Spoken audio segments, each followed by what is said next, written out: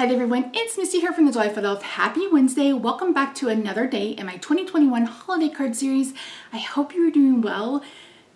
This is the end of October.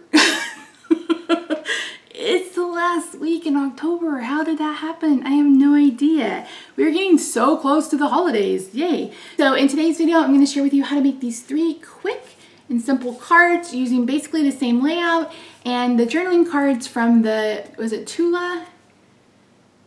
The gnome paper from Photo Play. So yeah, anyway, let's head over to my craft table and we'll get started. So for these cards, I'm going to be using the layers that were left over from when we did the shaker cards last week.